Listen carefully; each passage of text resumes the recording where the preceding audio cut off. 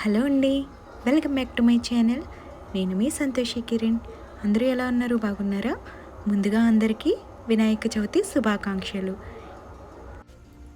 ముందుగా నా ఛానల్ని ఎవరైనా సబ్స్క్రైబ్ చేసుకోకపోతే వెంటనే సబ్స్క్రైబ్ చేసుకోండి. అలాగే ఈ వీడియోకి ఒక లైక్ చేయండి. ఈరోజు ఈ వీడియోలో మా ఇంట్లో వినాయక చవితి ఏ విధంగా చేసుకున్నామో చూపించబోతున్నాను. మరి ఇంకెందుకంటే ఆలస్యం, వీడియో లాస్ట్ వరకు స్కిప్ చేయకుండా చూసేయండి. వినాయక చవితి రోజున తెల్లవారుజామునే లేచి ఇల్లు శుభ్రం చేసుకున్న తర్వాత ముందుగా స్నానం అయితే చేసి, మేము రోజు ఎలాగైతే పూజ చేసుకుంటామో అదే విధంగా మందిరంలో అయితే నేను మా అత్తయ్య గారు పూజ చేసుకున్నాము.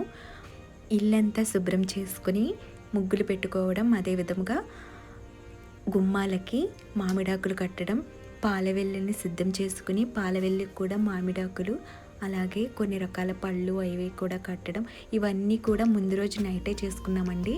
అందు గురించి మాకు ఉదయమే తేలిక అయిందనమాట. పని కొంచెం తొందరగా అయిందనమాట. బ్రహ్మ ముహూర్తంలోనే ఈ మట్టి గణపతిని అయితే మేము నిలబెట్టాము. అది కూడా ఎలాగంటే ఒక ప్లేట్లో ధాన్యం వేసి దానిలో వినాయకుడిని అయితే ప్రతిష్ఠించాము. అలాగే పసుపు గణపతిని కూడా చేసి ఎదురు పెట్టాను అనమాట. తమలపాకులు వేసి పసుపు గణపతిని పెట్టాను. దాని ఎదుర వెండి పళ్ళెంలో వినాయకుడిని, లక్ష్మీదేవిని చిల్లర డబ్బులు వేసి పెట్టాను. ఇప్పుడైతే అన్నీ సదిరేసుకుని పెట్టుకున్నాం కదా, ఇప్పుడు పూజ చేసుకోవడానికి కూడా వీలుగా ఉంటుంది. ఈ పీఠకం, పాలవెల్లికి పళ్ళు కట్టడం ఇవన్నీ కూడా మేము ముందు రోజు నైటే చేసుకున్నామండి. ఎందుకంటే పొద్దుటే ఇవన్నీ చేయాలంటే చాలా టైం పట్టేస్తుంది కదా, అందుకని ఇవన్నీ కూడా నైటే చేసుకున్నాం అనమాట. పళ్ళు కూడా చాలా రకాలైతే కట్టామండి. పాలవెల్లికైతే మేము జామకాయలు, అలాగే మారేడుకాయలు, వెలక్కాయలు, సీతాఫలాలు, దానిమ్మకాయలు, యాపిల్స్, అలాగే బత్తాయి, నారింజ, మొక్కజొన్న పొత్తులు, ఇలాగా చాలా రకాల పళ్ళు అయితే కట్టామండి. ఇంకా పోక్కాయలు ఇవి కూడా కట్టాము. అరటిపళ్ళు ఇవన్నీ కూడా ముందు రోజు నైటే మేము పాలవెల్లికి పళ్ళు అనేవి కట్టడం జరిగింది. ఇవన్నీ కట్టి పిల్లల బుక్స్ కూడా పెట్టానండి. పక్కన పిల్లల బుక్స్ కూడా పసుపుతోటి బొట్లు అవి పెట్టి బుక్స్ కూడా పెట్టుకున్నారు వాళ్ళు. ఇలా అన్నీ సదురుకున్న తర్వాత మార్నింగ్ తెల్లవారుజామునే బ్రహ్మ ముహూర్తంలో ఇలా మట్టి గణపతిని అయితే ధాన్యంలో పెట్టి పూజ చేసుకున్నాం అనమాట. మందిరంలో పూజ చేసుకున్నాము తెల్లవారుజామున. ఆ తర్వాత పూజ అయిన తర్వాత ధూపం అది వేసిన తర్వాత ఇల్లంతా సాంబ్రాణి ధూపం వేసిన తర్వాత నైవేద్యాలకైతే ప్రిపేర్ చేసుకున్నాము. నైవేద్యాల కోసం మేమైతే కుడుములు, అలాగే బెల్లం తాలికలు, పప్పులో తాలికలు, అలాగే జిల్లేడు కాయలు, పులిహోర, పరవన్నం అయితే ప్రిపేర్ చేసాము.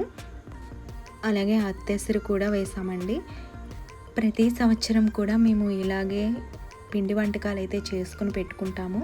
అలాగే వినాయకుడికి ఇష్టమని చప్పుడు కుడుములు కూడా చేస్తారండి.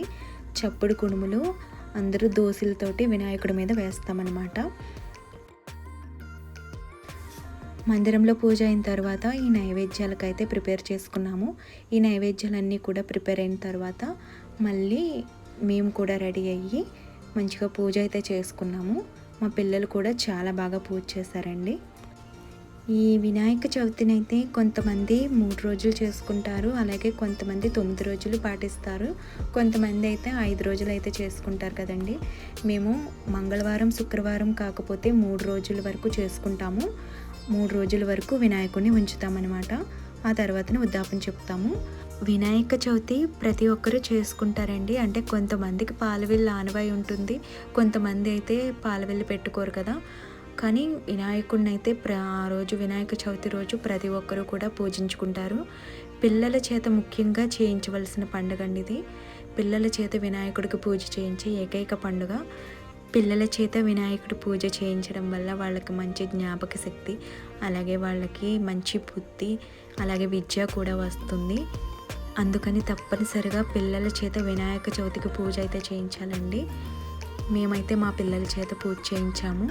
పూజ చేసేటప్పుడే మా ఇంట్లో అందరూ కూడా ఇలా వినాయకుడి మీద చప్పుడు ఉండ్రాళ్ళు అయితే వేస్తామన్నమాట. చప్పుడు ఉండ్రాళ్ళు వేసి దండం పెట్టుకుంటాము. అలాగే వినాయకుడిని 21 పత్రాలతో పూజించాలండి.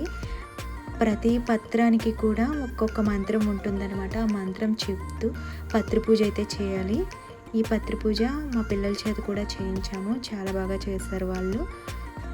పిల్లలకి మనం చిన్నప్పటి నుంచి దైవభక్తి అనేది నేర్పితేనే పెద్ద ఎదిగాక వాళ్ళు మంచిగా ఉంటారండి. ప్రతి ఒక్కరూ కూడా దైవభక్తితో ఉండాలి అంటే చిన్నప్పటి నుంచి కూడా అలవాటు చేసుకోవాలి.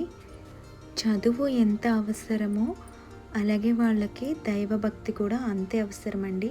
దైవభక్తి అనేది ఉంటే ఎవరు కూడా చెడు అనే దానికి పాల్పడరనమాట. నిజంగా చాలా మంచిగా ఉంటారు.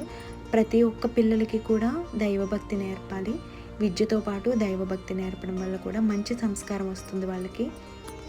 నేనైతే అలా అనుకుంటాను.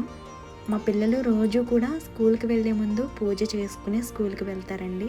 ఇద్దరు కూడా స్నానం చేసిన వెంటనే సూర్య నమస్కారం అలాగే మందిరం దగ్గరికి వచ్చి మంత్రాలు అవి చదువుకుని పూజ చేసుకుంటారు.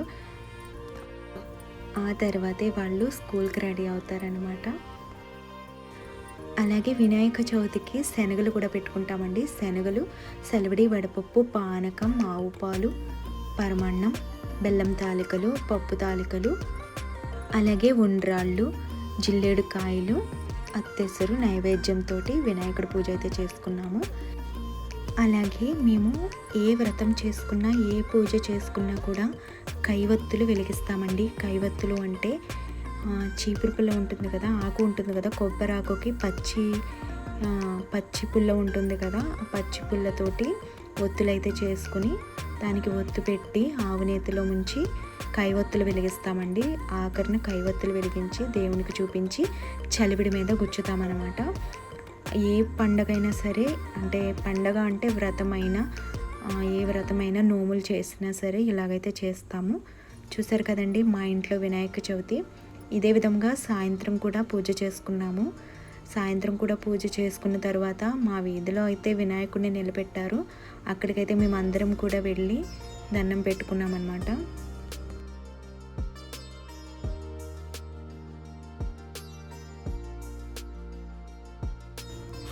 ఇక 2 రోజులు ఇలా పూజ చేసుకున్న తర్వాత ఉదయం సాయంత్రం కూడా పూజ చేసుకున్న తర్వాత 3వ రోజు ఉదయాన్నే కూడా పూజ చేసుకుని కొబ్బరికాయ కొట్టి వినాయకుడికి ఉద్దాపన అయితే చెప్తామండి.